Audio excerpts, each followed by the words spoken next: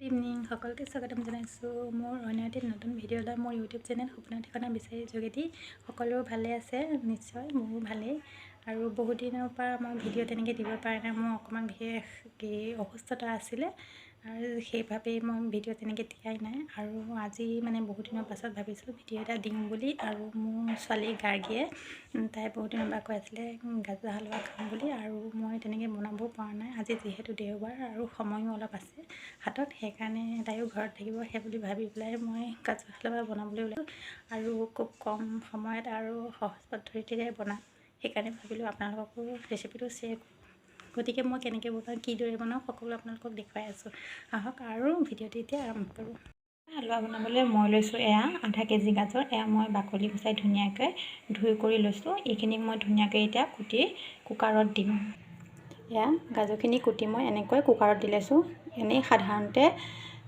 গাজৰ হালোৱা বনাবলৈ পিহনাত পিহি ল'ব লাগে কিন্তু মই খুব সহজ উপায়েৰে পিহনাত নিপিহাকৈ এনেকৈ ধুনীয়াকৈ কুটি লৈছোঁ কুটি লৈ এতিয়া মই ইয়াত এড কৰিম গাখীৰ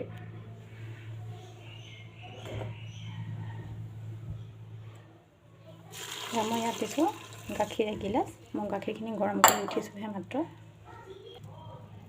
আৰু দিছোঁ এয়া ঘিউ এচামুচ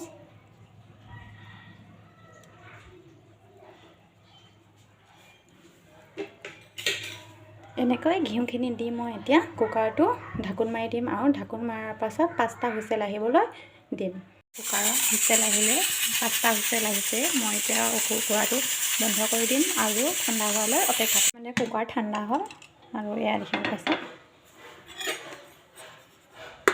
এনেকুৱা হৈ উঠিছে এতিয়া মই এইখিনি হাতা দি হেঁচি এনেকৈ ভাজি গুড়া কৰি দিওঁ মানে আমি ঘুটনিও ব্যৱহাৰ কৰিব পাৰোঁ হেতাতেদি কৰিলে সোনকালে সহজে হ'ব আমি এনেকৈ হাতা দি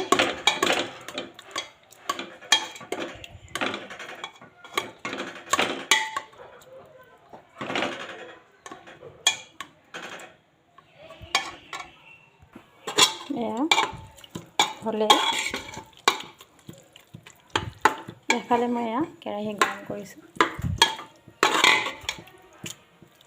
দেখিছে কি ধুনীয়া ৰং হৈছে আৰু গোন্ধটো খুব ধুনীয়া ওলাইছে আগলৈ দেখুৱাই আছোঁ কেৰাহী গৰম হোৱাত এনেদৰে মই ভাজিখিনি ভাজি লৈছোঁ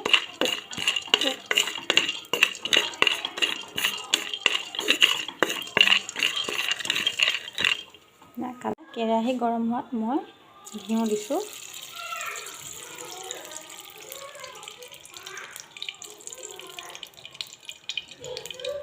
মই জুইৰ ফ্লেম একেবাৰে কমাই লৈছোঁ ঘিউখিনি গৰম হয় এতিয়া মই লাহেকৈ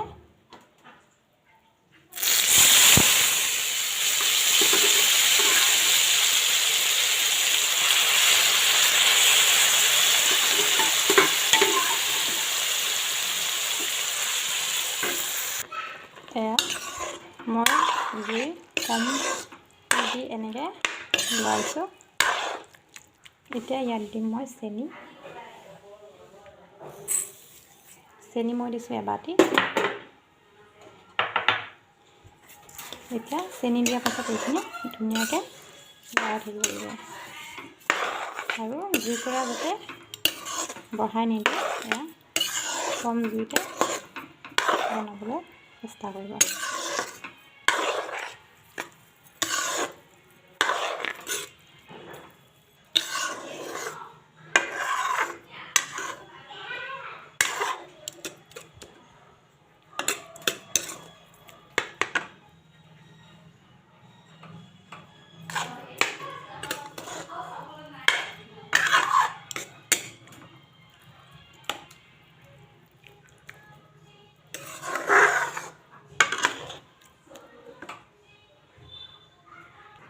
ইয়াত মই এতিয়া আৰু অকণমান গাখীৰ দিম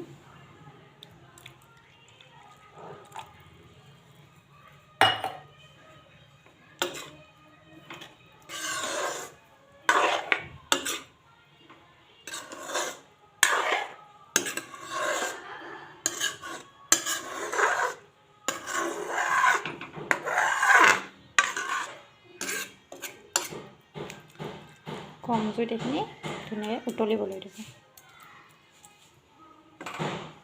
উতল আহিব লৈছে। ইয়াত মই এতিয়া গাখীৰৰ সৰ অকণমান দিছোঁ। গাখীৰৰ সৰ দিলে খুব ধুনীয়া টেষ্ট হয়।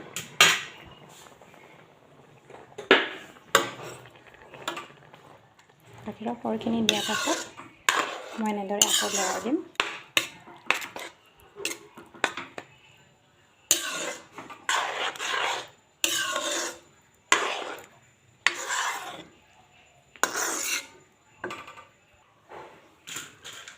এতিয়া মই ইয়াত দিম কাজু,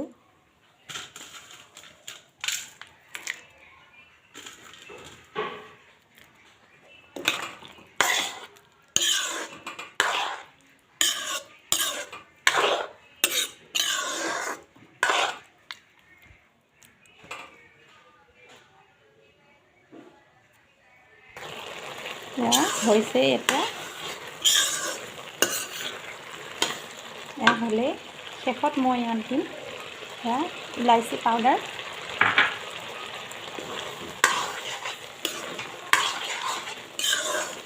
ইলাচি পাউডাৰ দি মই এনেকৈ